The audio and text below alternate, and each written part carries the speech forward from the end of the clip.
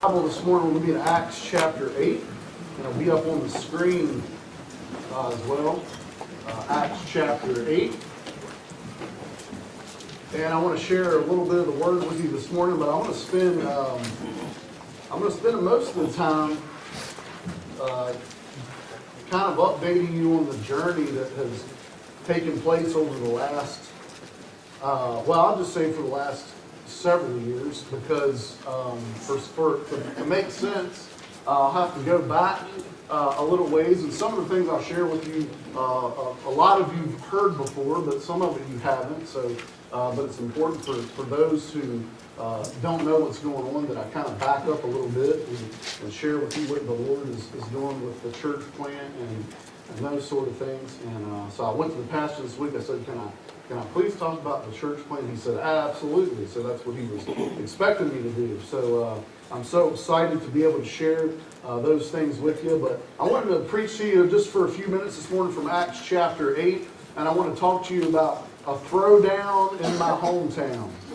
A throwdown in my hometown. Well, Acts chapter 8, and starting in verse 1. And it says, And Saul was consenting unto his death. And at that time there was a great persecution against the church, which was at Jerusalem. And they were all scattered abroad throughout the regions of Judea and Samaria, except the apostles. And it says, And devout men carried Stephen to his burial, and made great lamentation over him. As for Saul, he made havoc of the church, entering into every house, and hauling men and women, committed them to prison.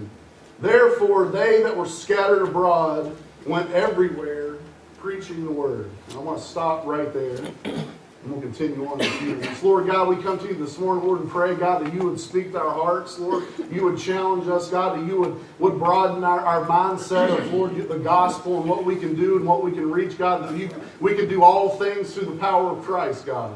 And Lord, if we would just put ourselves aside and put our disabilities and our limitations and Lord, the things that we can, if we would put that aside, God, we could see you move in a mighty way.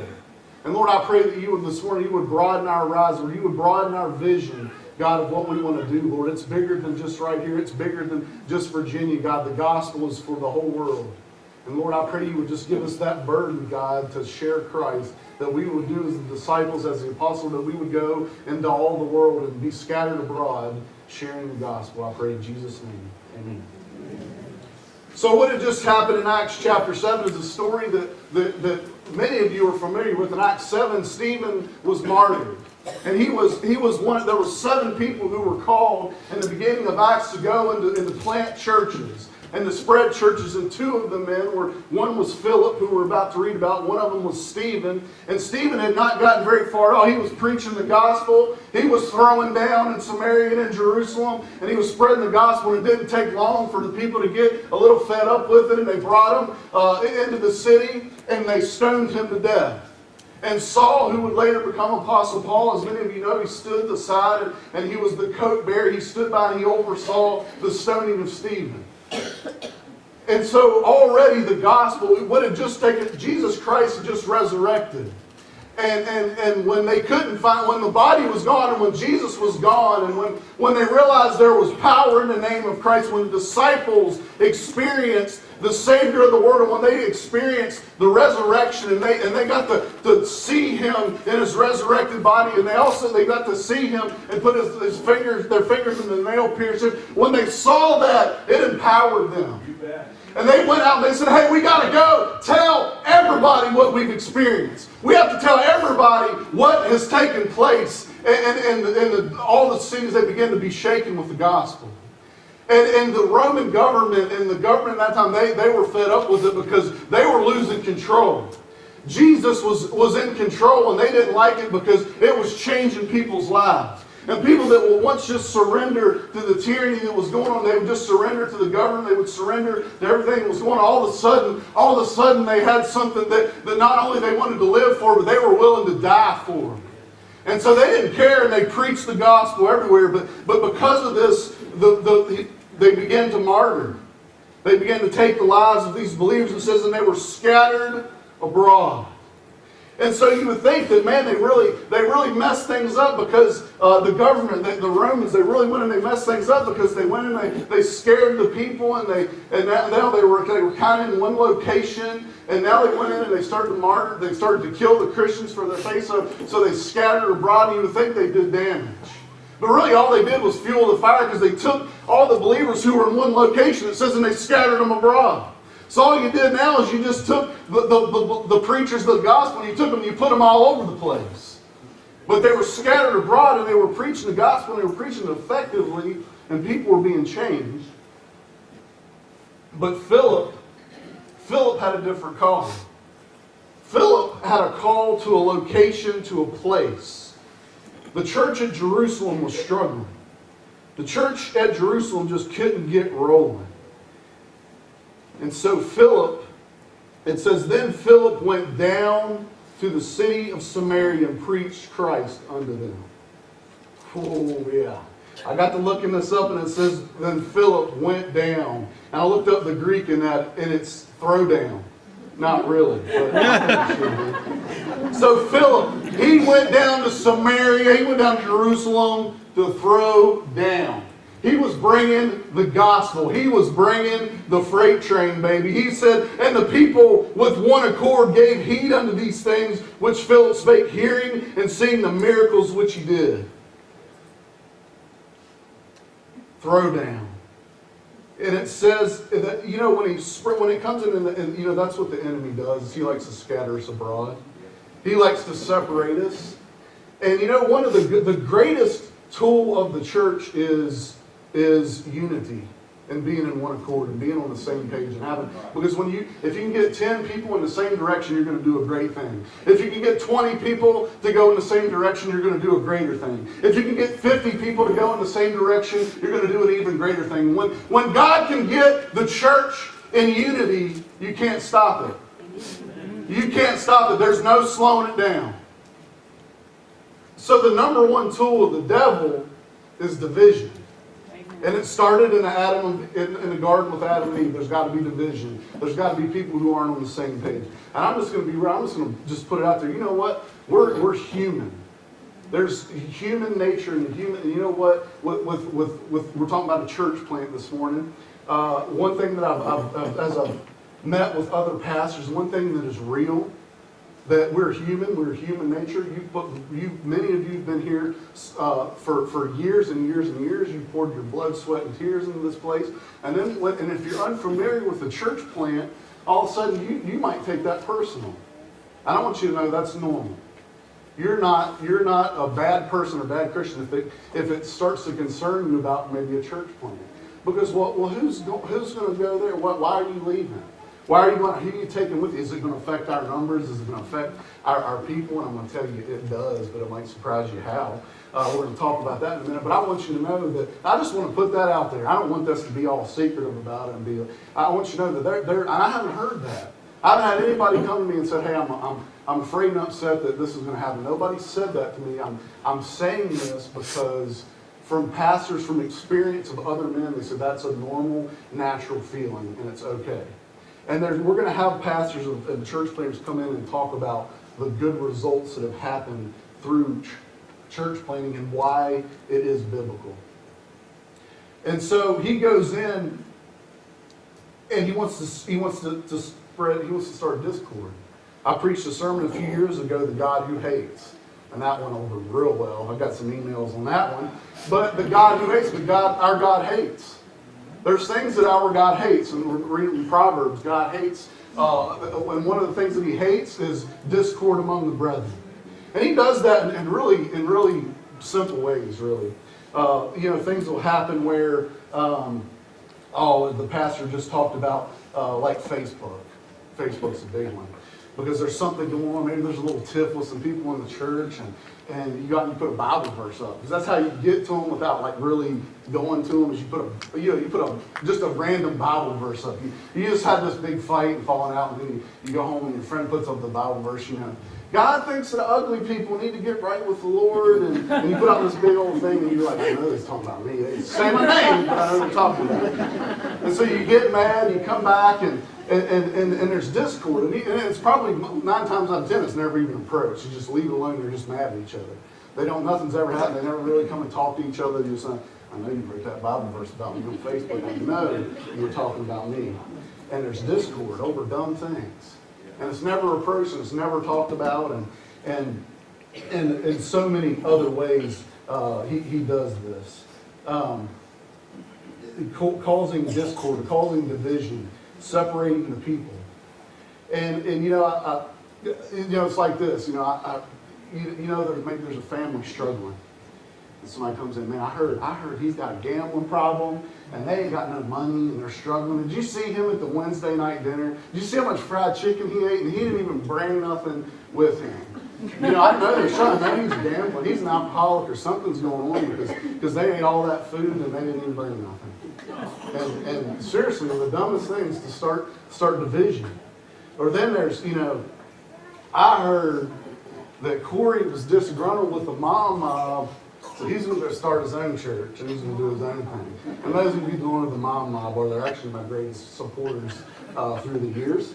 And we built, they were just trying to set me straight a few years ago. So I was like, okay. So there were some great ladies that they actually were going to make T-shirts and stuff. But you start dealing with parents and their kids and how they want things done, you better listen because it'll be a lot easier that way. 8 years of being a youth pastor, I've learned a couple things. That's one of them. But they truly have been. But through that, I've wondered. Nobody said that, but one of my biggest fears in going in and presenting this to the church, and I shared this with the pastor even, was, man, I'm concerned that people are going to think that it's like a breaking up. That was honestly my biggest concern, is that people are going to come in and they're going to think I'm upset, so I'm leaving to go plant a church, and it was nothing to do with that. It was something God planted in my heart before I ever even knew Sherland Baptist Church. And it's not a bad thing at all. It's a great thing. It's a good thing. It's not a bad thing.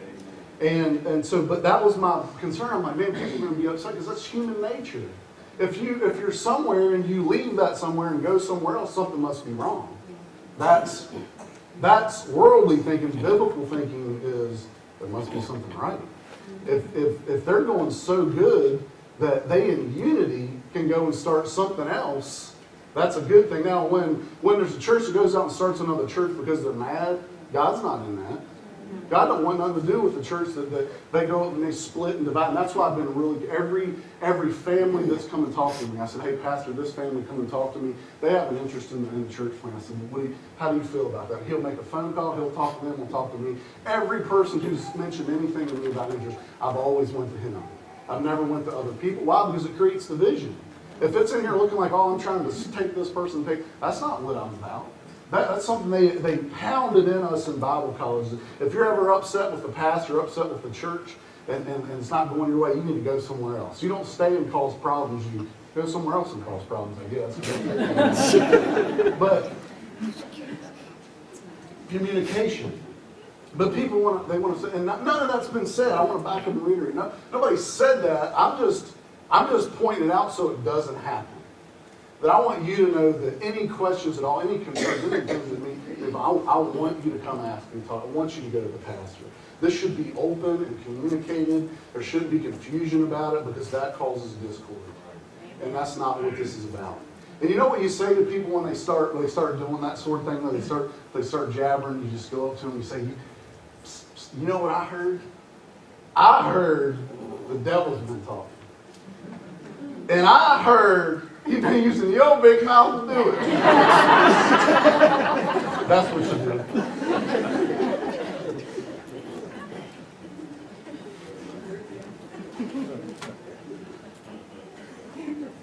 So Philip, he went into the town and he threw down. He went into Samaria and it says that he preached Christ. He preached the Word of God, and then miraculous things began to happen. He actually set up there and began and established the church. And it says that The people with one accord gave heed to those things which Philip spake, hearing and seeing the miracles which he did. For unclean spirits, crying with a loud voice, came out of many that were possessed. And many taken with palsies and that were lame were healed. And he went into that city, and the gospel healed the sick. And the lame walked again, and the mute could talk again, and the deaf could hear again. And the dead were being raised. And hey, in our day, the dead in Christ, those or the dead spiritually who have died, we are to bring them to life. That's the power of the gospel. And that's what happened in Jerusalem. That's what happened in Samaria. That's what happened all through those towns and villages. Christ was preached. The gospel was preached. Life was given. People were healed. People were revived. And it goes on to verse 8. He says, and there was great joy in that city. Philip was thrown down. And it got established. And you go on, and as you read through, you see the results through the book of Acts because of what happened right here. As a result of this is my belief that on the Damascus Road, because of what was going on in those places, Saul was saved on the Damascus Road. And it happened right after they got into one accord in Jerusalem. When they set the town on fire for Christ, it got their attention. They wanted to know what was going on. And I believe as a result of a church plant, Saul was under conviction because of the power that he was seeing preached of the gospel in those areas, and the people were coming together, and they were willing to die. When somebody's willing to die for something, to get your attention.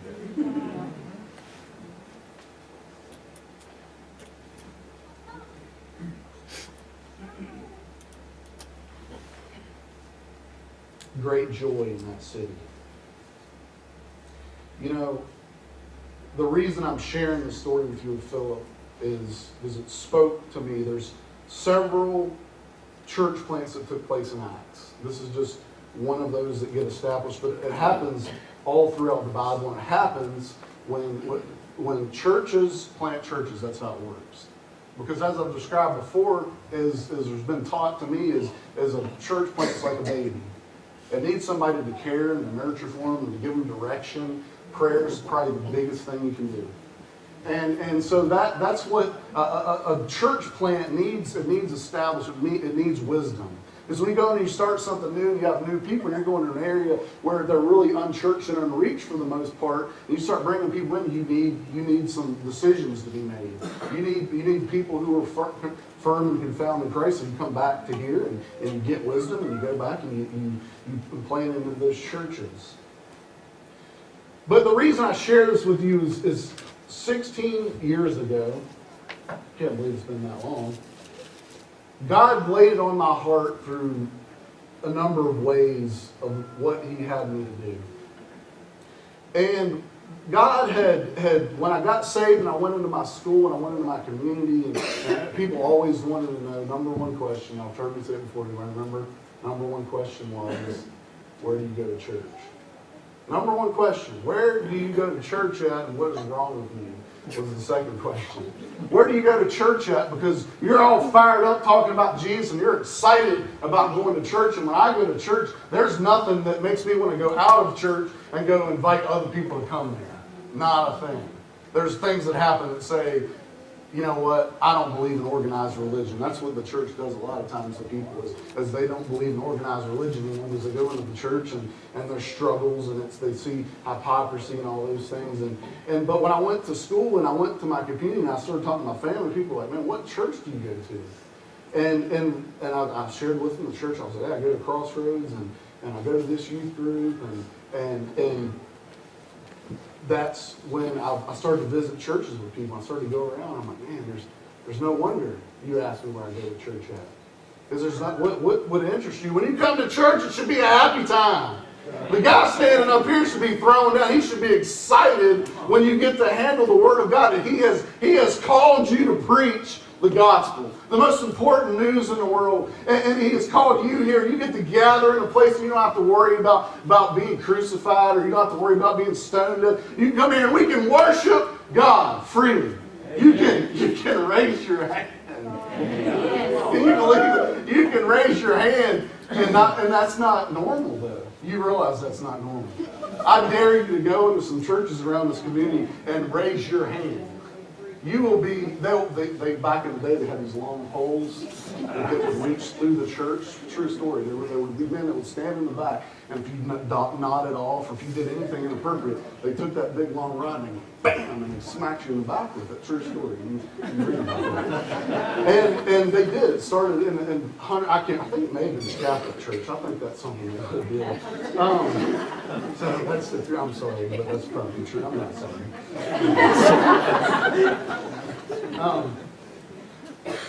But church should be a happy, exciting time. Because you're there to worship. And when you read, you know what? I love all different, I'm sharing this the other night with some people. I love all kinds of worship. I'm real messed up in the whole how I got to be here. But it started out, I went to Bible college. You couldn't even listen to Southern Gospel there. Seriously, it was like, whoa, like I'm messed up. Couldn't listen to, and then, but I was in a church. It was mainly hymnals, spiritual songs, a lot of things like that, and I love it. One of my favorite songs is "Victory in Jesus." But then, there's other kind, like what we did this morning. I love that kind of worship. And here's the thing. Here's what's interesting to me though is, and I was a part of this at one time, but I know that people make fun of the worship songs that are 7-11 songs.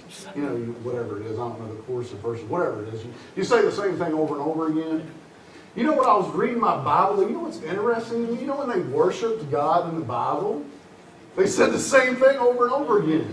Holy, holy, holy is the Lord God Almighty. They said it over and over and over again. Why? Because they were in awe. That's all that they could get out. They were so in tune with worship that they couldn't even get their mind wrapped around this whole list of songs. All they could do is just God is holy and worship the God. And worship the Lord of Lords and the King of Kings. And it sort of changed me a little bit. I sort of think a little bit different. Going, well, maybe it's okay. Now, if your heart's not in it, it's boring. If your heart's not in it, you're just rehearsing. You're just sitting here, la-di-da-di-da-di. You're just reading the words on the screen. It don't mean nothing. But when your heart is seeking the Lord, when you're so in the tune with God, you're so in to worship with Him, that's all you can get out. Is He's good? Is He's holy? So it's all right. It's all right to get a little bit of worship on. It's all right to raise your hand. It's all right. Y'all remember revival? Bruce is coming again. Maybe he'll let me run a lap again. I need to start hitting the treadmill. But I got to run a lap. We used to go to camp and stuff in summer. That'd be the thing. We get up in the front. And I think they really did it just so we could sit down and shut up. But they were trying to make us think we were doing a spiritual thing. So let's run a lap around the church. Because you're really not supposed to do that, right? But we did. We was rebels. And we run a lap around the church because, man, he's just that excited. What was it? But Bruce does the tie flipping thing. I think that was him. No, he takes his jacket off. Tie flipping is a different guy.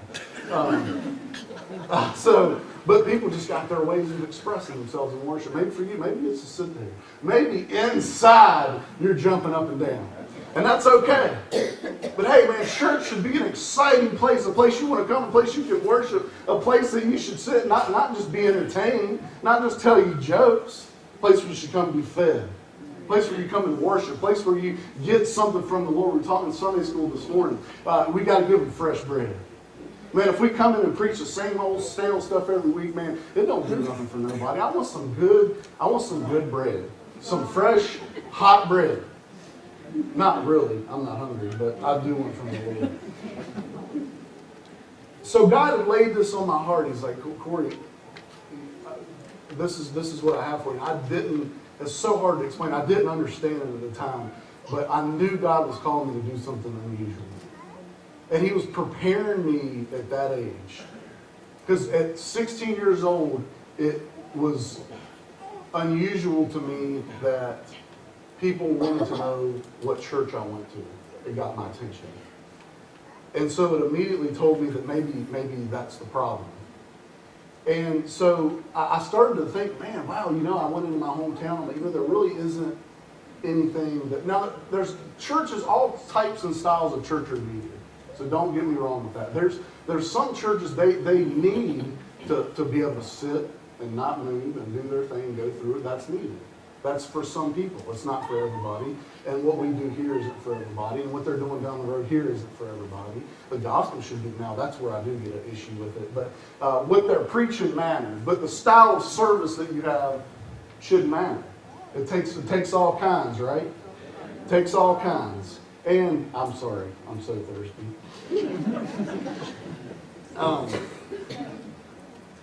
So that desire just started in my heart at that age. And I remember going to my town, man, there isn't anything really for young people or for people who are just, they can't sit still for 40 minutes. There's nothing for me. And why aren't they excited about preaching the God? Why aren't they fired up about it? Where's the youth? Where's the young people at? And it wasn't around. And so I just started to sort of think about that, and I went to college with that as my study. I went to college with the plan of planting a church. That's what I went to school for. It's what I studied for. I studied, my degree is in Christian theology, but my focus as I went through school was church planting. Our president of our Bible college was a church planter. So one of my very first classes when I went into college was church planting. I had that highlighted on my calendar when that class was coming. And I was like, man, that's what I got to do. So everybody in the school, everybody knew Corey's going to be a church planter. He's going to go start Full Throttle Baptist Church. That ended up not being it, but Full Throttle. I even had some professors going, "Are you still going to name it Full Throttle Baptist Church?" And I was like, "Nah." They're like, "Man, come on." And I'm like, I think that just might backfire on me. And then the drink. This was before the drink was even around. So, but that was my heart. Though that was my desire. That was my passion. And so when I got out of school, I came back to my hometown. I came back to New Hope to plant the church. And the craziest thing, they had remodeled, my old elementary school closed down because of lead paint or something on the wall, I don't know. But it closed down. Hopefully they repainted, and I'm just kidding. So they shut the school down and they turned it into a community center. And right about the time I graduated, they just finished remodeling it. It was all brand new. And I went back and I met with this lady and I said, "Hey, I'm interested in starting a church here." She said, "I'm starting Sunday. Go ahead." I was like, "What do I need to do?" She's like, "Just get some people and come have church." And I'm like, "Really?" So what does it cost? Nothing. You just come, you use it for free.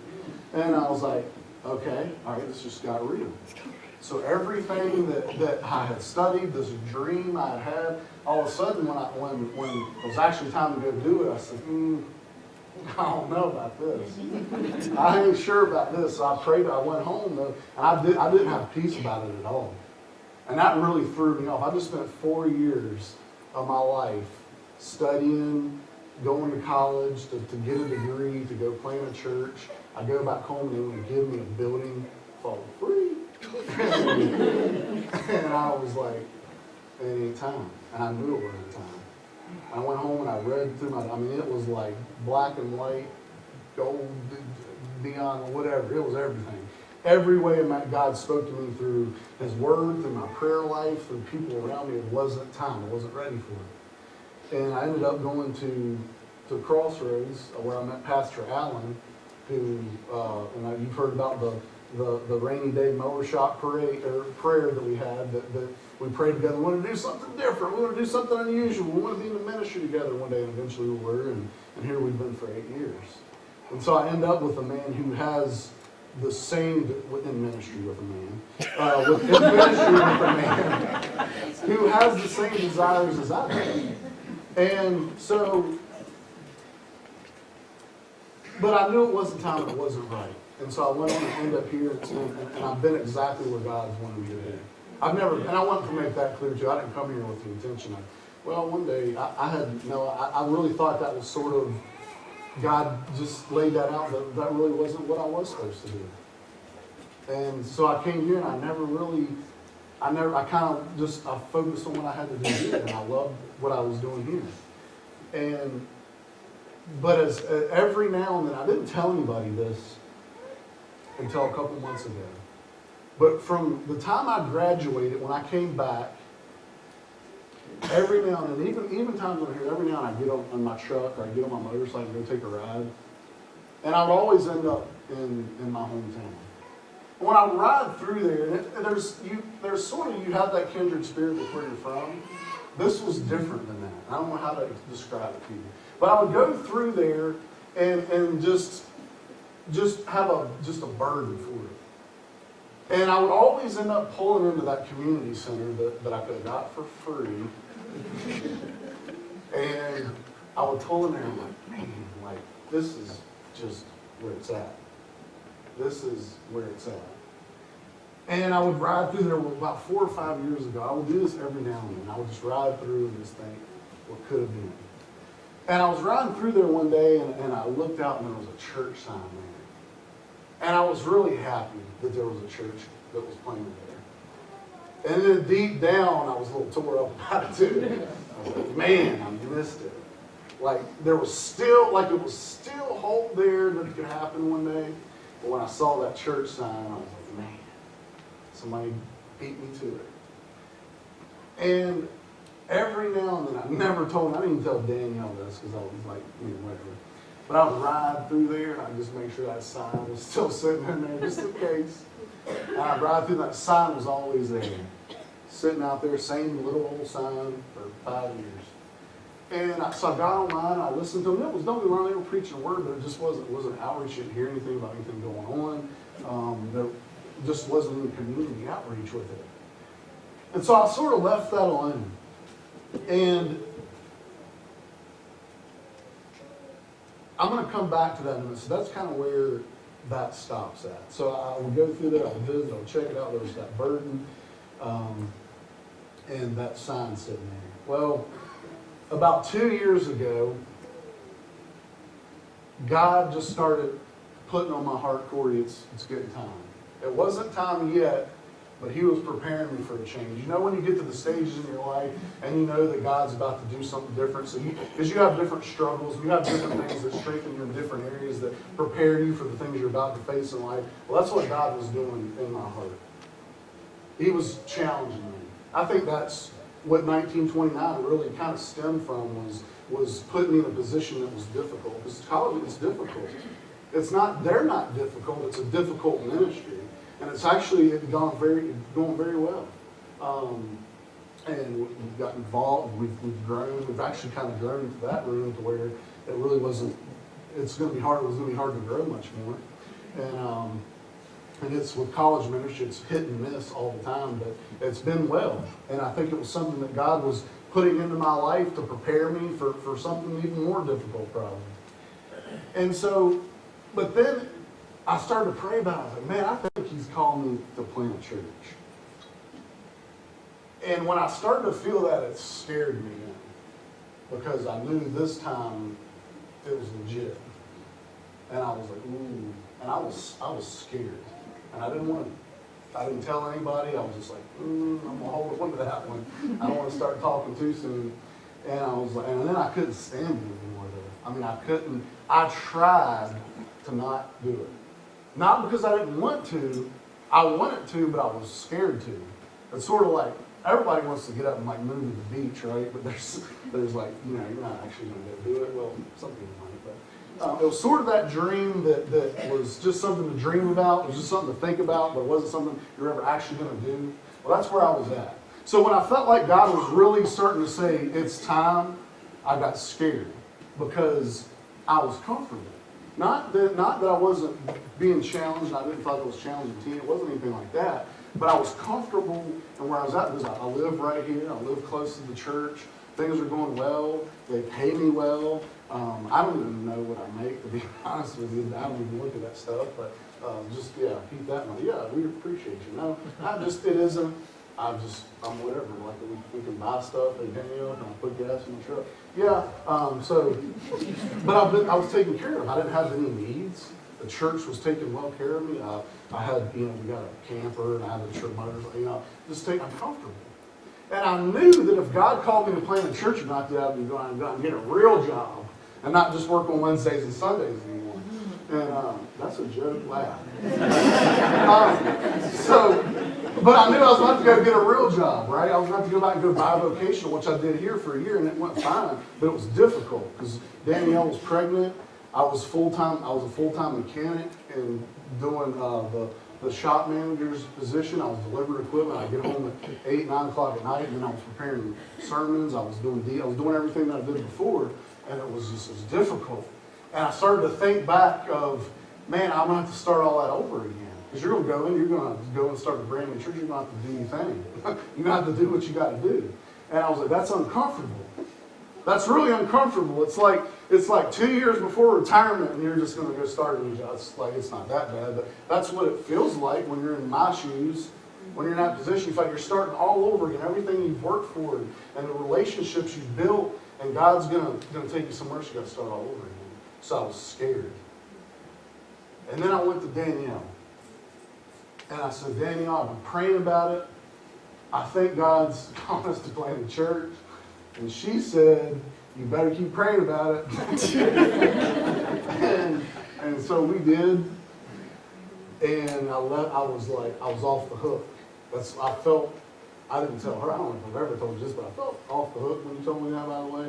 I was sort of like, okay, I don't have to do this, because if Danielle's not on board with it, my family's not on board with it, you can't just you can't just take them and go away and do that. So I thought I was off the hook, and I felt relief from it. And then Danielle came back a couple months later, and she said, I've been praying about it, and I think that you're right. I think we're supposed to be planting a church. And I said, I think we need to keep praying about it. So we did. And we prayed a little more about it. And I was scared to go to the pastor. It was like, man, he's going to think I'm mad. He's going to think I'm upset. Like, he's going to be... And there was a lot going on during that time. And I was like, there's never a good time to go and tell the pastor, hey, peace out, man. You got this. There's never a good day to do that. And so I struggled with that for a long time. I was like, man, I don't want to give him a burden to go through right now. And I felt kind of bad about that. But finally, I couldn't stand it anymore. And I went to him, and I shared everything with him. I was waiting for him to cry or do something, pound on his desk to beg me to stay. He didn't do that. He looked at me, and he was just like, yeah, I don't know. This has been coming for a long time. And I'm like, you're supposed to be like shocked. You're leaving. And it wasn't none of that. So I was like, and people have been telling me that for a while. They're like, you're ready. And I didn't feel ready. I didn't feel I didn't see what they saw. Is that right? Yeah, whatever. And so when I shared that with him, and he was just like, man, I know. He's like, I know. I've just been waiting for you to come tell me when you were ready. I'm proud of you. We had that whole conversation. And so then I went to him. I shared with him. Then that's where it was like, all right, we got to go to the church. I hope I'm not boring you. I'm getting somewhere with this. Some of y'all are falling asleep on me. I'm sorry. Woo! All right. So I went to the pastor. I shared that with him. He said, all right, man. He was like, we got to get with the deacons. We got to just start going down through the chain of command here. We got to start praying about it. And we were getting ready for summer camp. I remember getting ready to go to the Wilds. And I remember we sat down, we had a meeting because I was going to come back from the Wilds and I was going to present to the deacons.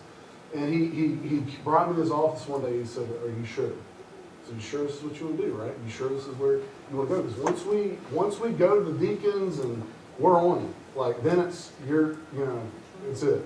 So I was like, let me pray about it. I said, give me a week. I'm going to go to camp, and God's going to reveal something miraculous to me, and I'm going to come back and I'm going to know. And I was 99.9%. I knew I was what I had to do, but I was still a little bit like, you can show me a little bit more if you want. Like, you can confirm a little bit more. So I went to camp. And before I left, though, Danielle couldn't go. Can I share this? That's a good time to ask. Well, Danielle couldn't go to camp. She couldn't get off work, so I had to go with Tanya. I'm just kidding. So I had to go with Tanya, and before I left, I said, Pastor, I got to spend a week with this lady and these teenagers. I said, I said, do you think it's okay if I share with her what's going on? Because I needed God to speak to me that week.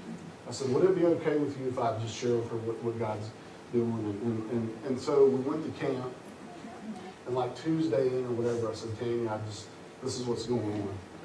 And this is what I'm praying about, and I'm really asking the Lord to speak. She said, I'm praying for you this week. And she gave me some good feedback, good advice, and we went through the whole week of summer camp with the teens. And all week I was looking for just something. A tree would fall in the road with a letter on it. Told me to go plant a church or something, anything. And I went all week and nothing. It was like, it was really good, but it was like typical like teenager, summer camp messages. And he preached all week and got down. He was getting ready to close his last message. His name was Tom Farrell. They call him Tom Double Barrel Farrell for a reason. He preached. He was getting ready to close.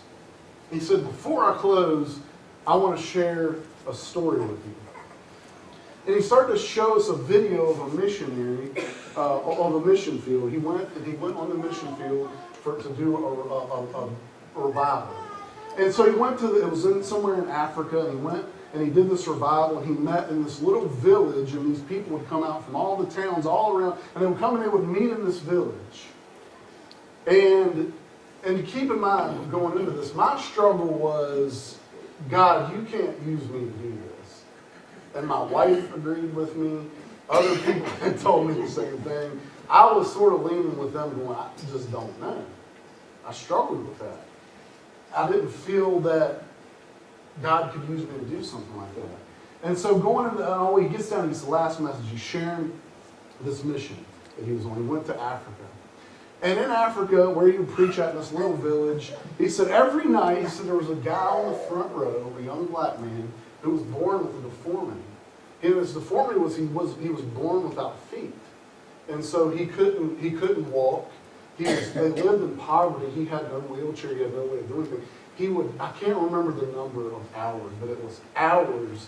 He would crawl to a bus stop that would take him close to the village, and he would crawl the rest of the way to get to church every night of revival. And he'd been doing that every Sunday, and they don't have church just on Sunday. They have church all the time in those places. And he would every service, and this guy's here every service. He crawls. It takes him almost all day just to get here.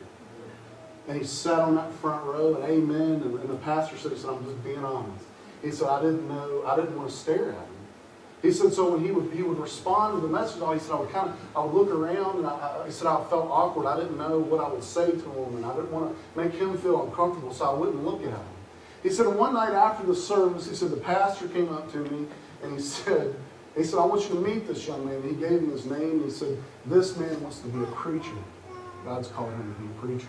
He said, that's fantastic. He said, what are you doing? He said, well, he said, are you going to school? He said, we can't afford to go to school. We don't have money to send him to school. He said, don't worry about it. I'll pay for it.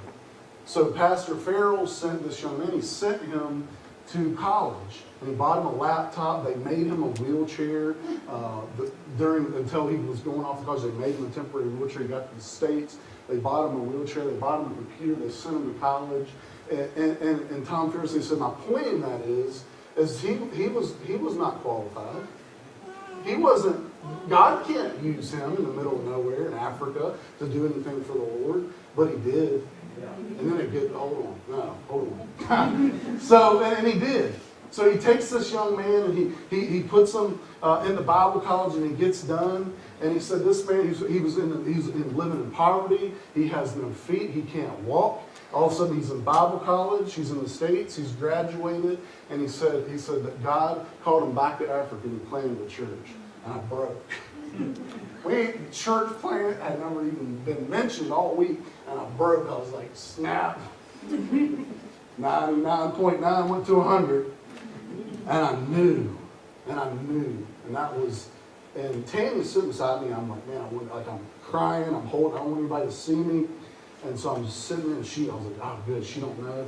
I'm looking around, and I'm like, man, that was like just, it could have been just me sitting in that room, but it wasn't over. Then he starts to pray.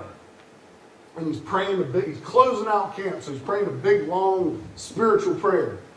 And then the last words out of his mouth were, God can use you to do anything that he desires to use you to do. He said he might call you to New York City.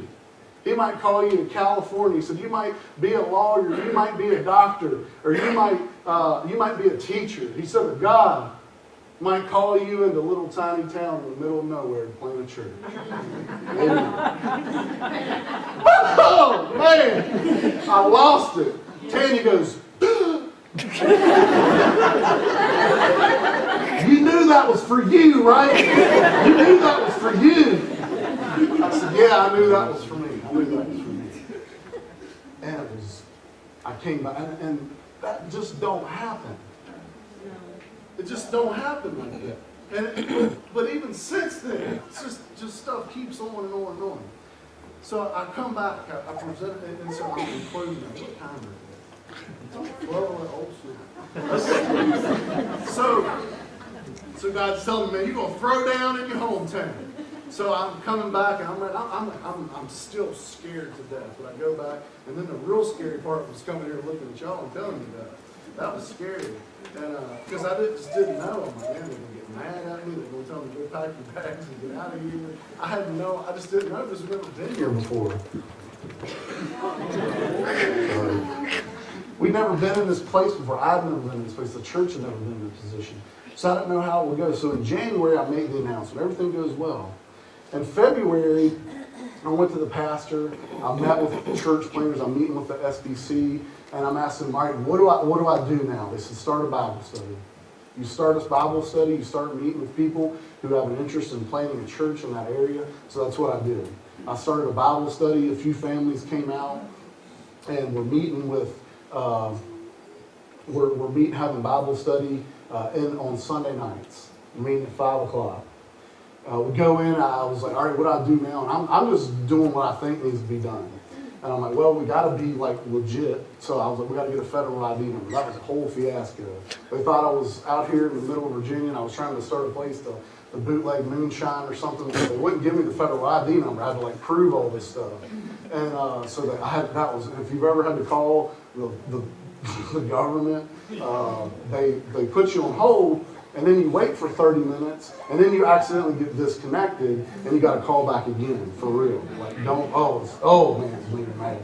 So we had our Bible study. I said, look, y'all, we need to pray. I can't get in touch with them. They keep cutting me off. So we prayed that night. I went the next day. I got in touch with them. They said, send me your federal ID number. We got a federal ID number. We're legit. We're New Life Baptist Church. And so then I'm like, all right, we need to start looking for the future. Where are we going to meet at? Where are we going to go? What are we going to do? And so I found a location that was going to work. It wasn't fantastic, but it was a place to meet. And I was like, I was really excited about it. I met with the people. They're already good. We were going to meet at a community center just outside of New Hope, and everything was going well. So we had a location. We're starting the Bible study, and things were going well. And I couldn't get New Hope Community Center off my mind. But I'm like, I can't call and ask them and stuff because there's a church meeting there, and that's just kind of rude to call in and feel like you're pushing somebody out. But God just kept saying, you need to call. I know that sounds weird, but I would sit at my desk and here studying and go, you need to call a community center. You need to call. And all of a sudden, like, I get this Facebook thing from New Hope Community Center. They have a Facebook page. I'm like, wow. So that comes up, and I have their phone numbers. And so then I felt really guilty because before it was like, I don't even know their number, and you have to look it up. And so I didn't want to call them. I didn't want to be rude. I didn't want to feel like I was, that's not a very good start. Would you please leave so I can start a church here? Because it ain't working for you. So I didn't want to be that. Well, finally, I couldn't stand it. And I just got up. I went outside. I called them. I got in touch with them that day, and she said, hey, we're having a meeting tonight. I'll let you know. I'll let you know what's going on. She's like, maybe we can do 2 churches. And I knew right away, ain't no way that's going to work. We're the church on the right. There's another church on the left. Just park in the road or whatever. So I was like, this isn't going to work. So I just left it alone. She calls me the next day. She said, something really crazy. She said, I went to the meeting last night and that church sent their last check in and the building's available. Do you want it? I was like, nuh-uh. They've been there for 5 years.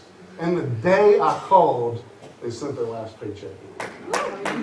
And so you got to keep in mind that people are like, new old community. So when you go in, it's like new. The carpet on one side looks like something went down, but I think that's everywhere. But there's projectors, I mean like a $3,000 projector, a screen that's got a little button that goes up and down, that's fun to play with. There's chairs like these, slightly older. They used to be this color, now they're pink. But it's set up though, and it's practically just everything's great. And then, so that's where they're meeting at. They're like, oh, they pay $200 a month. I'm like, wow, that's cheaper than the other place. I was like, but we're trying to reach young families. We're going to need a nursery. And they have this huge storage closet. And then on the other side, there has floating floor or whatever, what's that stuff called? It's like the hardwood looking floor. Super nice. Looks brand new. It holds 200 people on the other side of this wall. One side holds 100, 150, maybe, I doubt it, 100. The other side's supposedly 200. In there, there's a brand new like industrial refrigerators, stoves, all the stuff to serve people. Oh man, that'd be sweet. Like that would be perfect. So like this room is $150 each time we use it. I'm like, that's not gonna work. So I was like, man, we really need both sides of it because we need to do a nursery. We need that storage. And I called her up. I said, these are all our needs.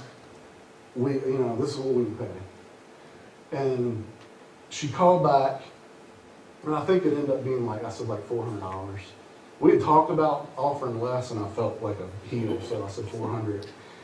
And she called back. She said, here's what we'll do. We'll give you the room the other church was meeting in. We'll give you the other side. We'll let you use the kitchen. You can have the whole storage closet with your own key, and we'll do it for $300 a month.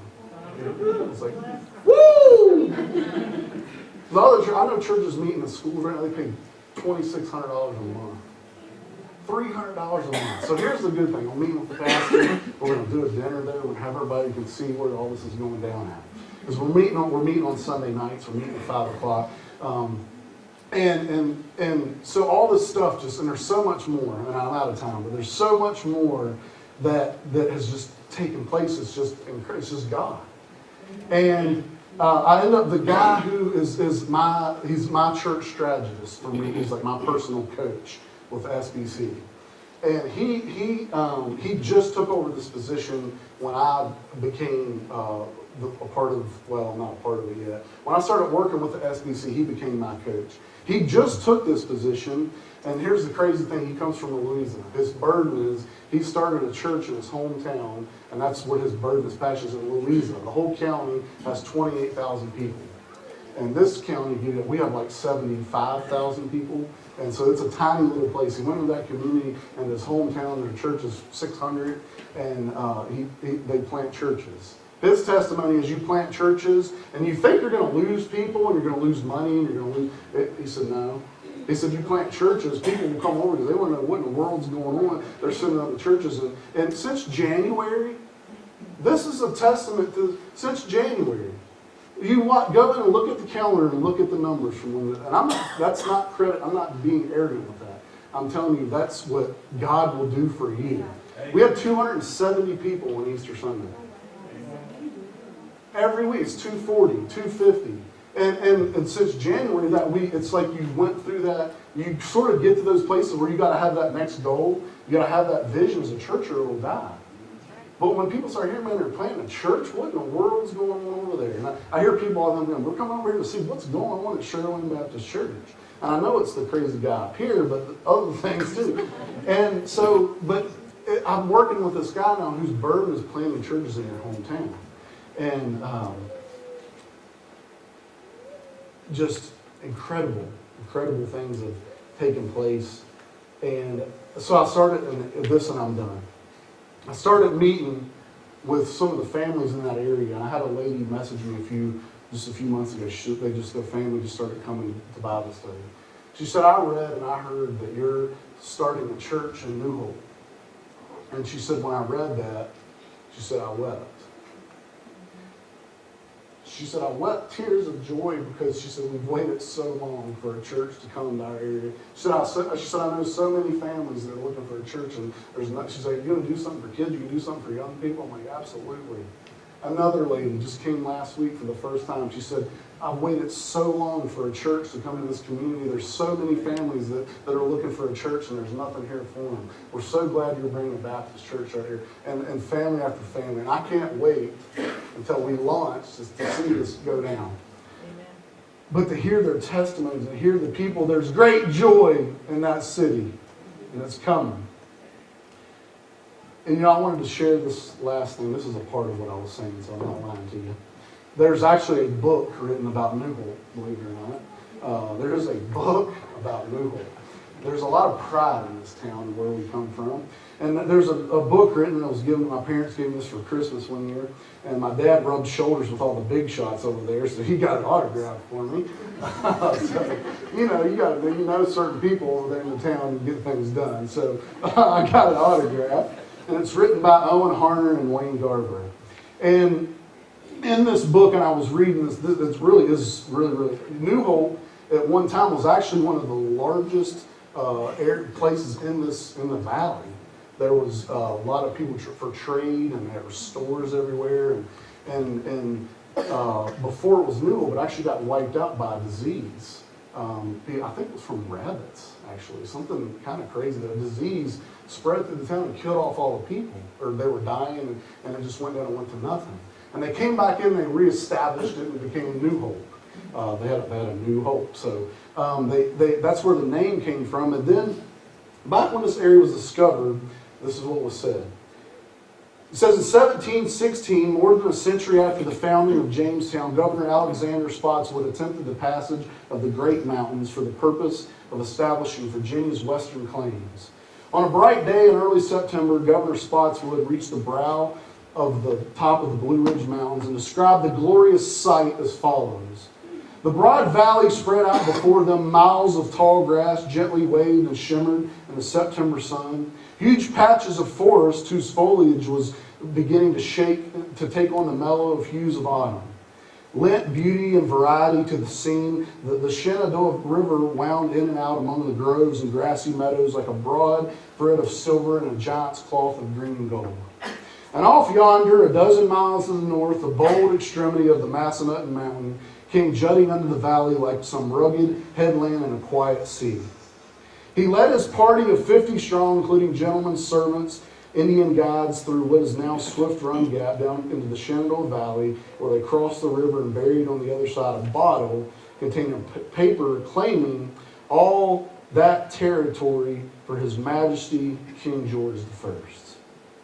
And now, I say, we're going into that valley and we're going to plant a church and we're going to claim that territory, His Majesty King Jesus. Amen. We're going to throw down in my hometown.